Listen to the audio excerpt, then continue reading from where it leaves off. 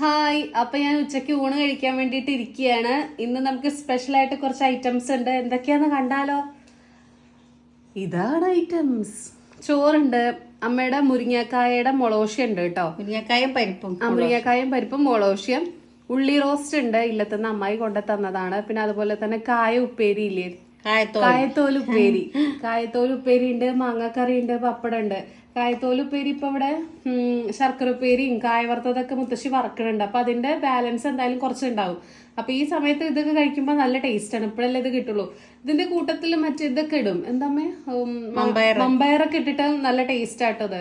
പിന്നെ ഞാൻ മുതിര ഇടും. ആണോ?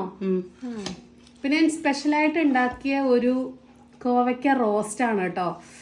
നല്ല ടേസ്റ്റ് ഉണ്ടായിരുന്നു. ഞാൻ ഉണ്ടാക്കിയ സമയത്തൊന്ന് ചെറുതായി ടേസ്റ്റ് ചെയ്ത് നോക്കി. നല്ല സ്വാദുണ്ട്.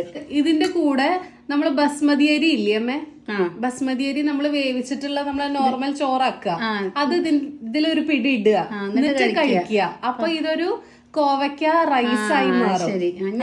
അങ്ങനെ ഉണ്ടാക്കാം. അത് നല്ല ടേസ്റ്റാ, കാരണം ഇതിനൊരു മസാലയുടെ ടേസ്റ്റ് ആണല്ലോ. അപ്പൊ ഇതിലേക്ക് ഇനി ചോറും കൂടെ ഇട്ടിട്ട് നല്ല കുഴച്ച് കഴിച്ച് കഴിഞ്ഞാൽ വേറൊരു ടേസ്റ്റ് ആണ് കേട്ടോ. ഇതും ഒരു മറ്റേ സാലഡ് പോലെ എന്തെങ്കിലുമൊക്കെ ഉണ്ടാക്കി കഴിഞ്ഞാൽ സൂപ്പർ ടേസ്റ്റ് ആണ്. അപ്പൊ ഇങ്ങനത്തെ നല്ല സ്റ്റീലിന്റെ കടായിലായിട്ടാണ് ഞാൻ ഉണ്ടാക്കിയത്. നല്ലൊരു കടായിയാണ്. എന്താ പറയാ, ട്രിപ്പിളി അങ്ങനെ എന്തോ ആണ്. ഇൻഡസ് വാലിയുടെ ആണ്. അടിയിൽ പിടിക്കൊന്നുമില്ല, കണ്ടോ. വേണമെങ്കിലും നമുക്ക് കുറച്ച് ചെറുതുണ്ട് നമ്മളെ. അതെ അതെ, നല്ല സുഖമായിട്ട് നമുക്ക് ഡ്രൈ റോസ്റ്റ് ചെയ്യാം, എല്ലാം ചെയ്യാം കേട്ടോ. നിങ്ങക്ക് ഇത് കണ്ടിട്ട് കൊതിയാവുണ്ടോ? അതിന്റെ റെസിപ്പി വേണമെങ്കിൽ പറഞ്ഞോളൂ. ഞാൻ മുത്തശ്ശിയുടെ ചാനലിൽ ഇടാം കേട്ടോ. അപ്പൊ ഞാൻ അധികം വർത്താനം പറയില്ല, ഞാൻ കഴിക്കട്ടെ. അപ്പൊ ഓക്കെ, ബൈ.